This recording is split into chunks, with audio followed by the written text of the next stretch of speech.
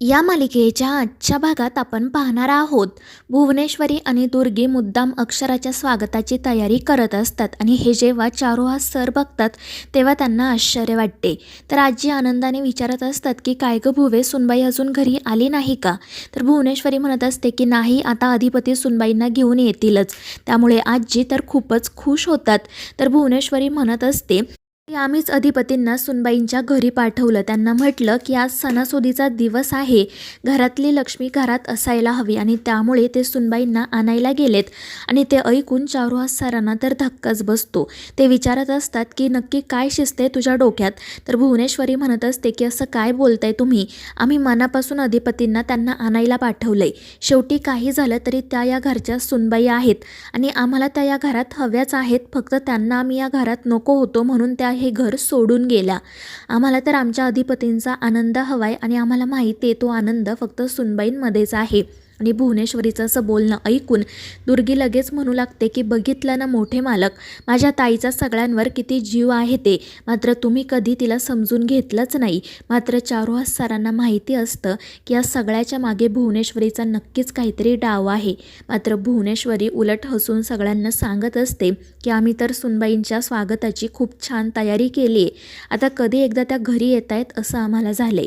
दुसरीकडे अक्षरा फोनवर बोलत असते. ती वैतागूनच म्हणत असते की कोण बोलतंय तुम्ही, मी नाही ओळखलं तुम्हाला.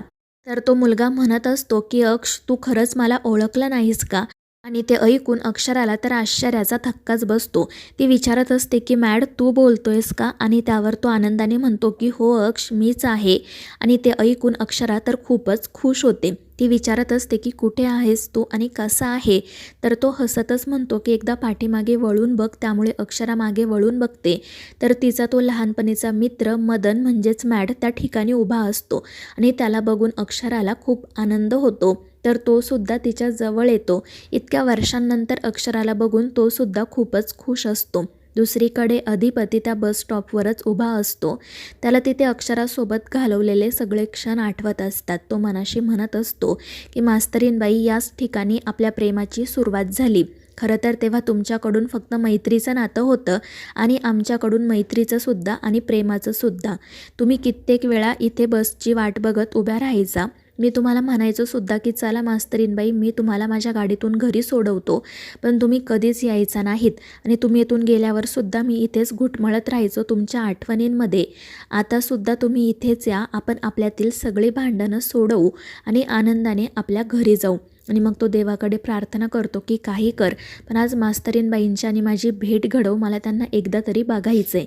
तर दुसरीकडे त्या मदनला बघून अक्षराला खूप आनंद होतो. ती विचारत असते की मॅड, तू कधी आलास भारतात आणि कसा आहेस? तर तो म्हणत असतो की मी आजच आलो. आणि मग त्यानंतर ते दोघेजण छान गप्पा मारू लागतात. अक्षराला इतक्या वर्षांनंतर भेटून त्याला खूप आनंद झालेला असतो. तर अक्षरा म्हणत असते की आपण तब्बल 12 वर्षांनी भेटतोय. आणि त्यांचं ते बोलणं सुरू असतानाच अक्षराचे बाबा त्या ठिकाणी येतात. मदन त्यांचा आशीर्वाद घेतो. तर बाबा विचारतात की तू अक्षराचा बालपणीचा मित्र मदन आहेस ना? आणि त्यावर तोही हसून हो म्हणतो. तितक्यात त्याचं लक्ष त्यांच्या डोक्याला झालेल्या जखमेकडे जातं आणि तो काय झाले ते विचारतो. तर बाबा सांगतात की अरे काही नाही, मगाशी मी घसरून पडलो त्यामुळे जखम झाली आहे. तर तो म्हणत असतो की चला बाबा, आपण लगेच डॉक्टरांकडे जाऊयात. मात्र अक्षराचे बाबा म्हणतात की त्याची काही गरज नाही आहे, त्यापेक्षा आपण घरी जाऊयात. आणि मग त्यानंतर ते मदनला विचारू लागतात की इतके दिवस नक्की कुठे होतास तू? फोन नाही, मेसेज नाही. तर तो म्हणू लागतो कारण मी अक्षरावर रागवलो होतो. तिचं लग्न झालं पण तिने मला काही सांगितलं नाही. आमच्या एका फ्रेंडकडून मला सगळं समजलं. आणि तो अक्षराला विचारतो की का गं अक्ष, तू मला एक का नाही सांगितलं? मला तुला तुझ्या नवऱ्याला भेटायचं होतं. तर अक्षरा म्हणत असते की अरे सगळं खूप घाईगडबडीत झालं, त्यामुळे सांगायला वेळच मिळाला नाही. आणि मग त्यानंतर तो तिला विचारतो की मग कसा आहे तुझा नवरा, तू सुखात तर आहे ना? आणि त्यावर अक्षरा खाली मान घालूनच म्हणते की हो, मी सुखात आहे. मात्र त्या मदनच्या लक्षात येतं की नक्कीच काहीतरी गडबड आहे. त्यामुळे तो अक्षराला म्हणतो की तू सुखात आहे असं म्हणतेस खरी, मात्र तसं काही दिसत नाही. तुझ्या चेहऱ्यावर खूप ताण दिसतोय, काही घडलंय का, काही झालंय का? पण अक्षरा म्हणत असते की नाही, असं काहीच नाही. मात्र मदन म्हणतो की प्लीज जे काही असेल ते मला खरं सांग. मात्र अक्षरा म्हणते की अरे खरंच काही नाही, मी थोडी आजारी आहे त्यामुळे कदाचित तुला असं वाटत असेल. आणि मग त्यानंतर बाबा अक्षराला म्हणतात की आता आपण बाकीच्या गप्पा घरी जाऊन मारूयात, आईसुद्धा वाट बघत असेल. आणि तितक्यात मग त्यांना आईचा कॉल येतो, त्यामुळे मग ते बाजूला जाऊन बोलतात. तर मदन अक्षराकडेच बघत असतो आणि तिला विचारत असतो की खरं सांग, सगळं ठीक आहे ना? पण त्यावरती काहीच उत्तर देत नाही. दुसरीकडे अधिपती त्या बस स्टॉपवरून जाण्यासाठी निघणारच असतो, पण तितक्यात त्याचं लक्ष त्या गार्डनकडे जातं आणि तिथे त्याला अक्षरा उभी दिसते. पहिल्यांदा तर त्याचा त्यावर विश्वास बसत नाही, पण नंतर त्याची खात्री पटते की आपल्यासमोर मास्तरीणबाईच आहेत. त्यामुळे तो खूप खुश होतो आणि तिला भेटण्यासाठी त्या गार्डनकडे जायला निघतो. तर इकडे अक्षरा मदनसोबत बोलत असते. मदन म्हणत असतो की अक्षरा, मला ना तुझ्या नवऱ्याला भेटायचं आहे. कोण आहे तो, कसा आहे, एखादा प्रोफेसर आहे की सायंटिस्ट की नासामध्ये काम करतो, त्याची फॅमिली कशी आहे, आणि हे सगळे प्रश्न तो विचारत असताना अक्षराला मात्र चक्कर येत असते. ती म्हणत असते की आपण घरी जाऊन बोलूयात. तर मदन म्हणत असतो की हो, पण नेमकं काय झाले ते सांग तरी मला. पण अक्षराच्या तोंडून काही शब्द फुटत नाही आणि मग ती चक्कर येऊन त्या मदनच्याच अंगावर कोसळते. तो पटकन तिला सावरतो. मात्र त्याच वेळी अधिपती त्या ठिकाणी येतो आणि तो त्या दोघांना एकत्र बघतो. त्याला असं वाटतं की अक्षराने त्या मुलाला मिठी मारली आहे, त्यामुळे तो खूप चिडतो.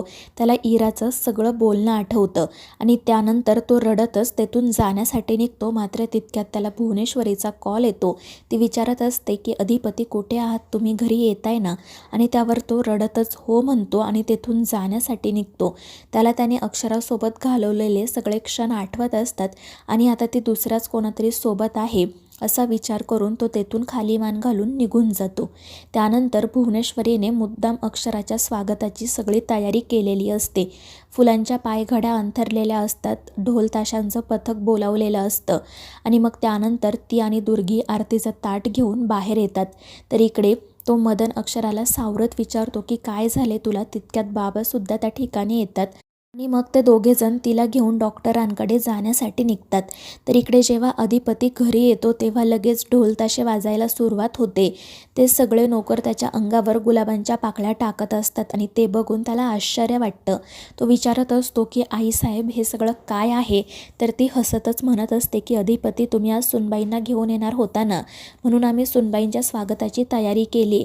कुठे आहेत सुनबाई? पण त्यावर अधिपती काही उत्तर देत नाही. दुसरीकडे अक्षरा हॉस्पिटलमध्ये येते.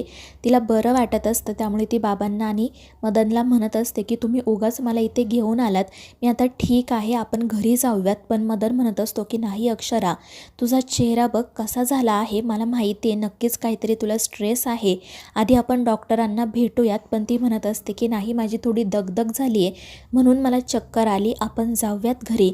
मात्र बाबा आणि मदन तिचं काही ऐकत नाही.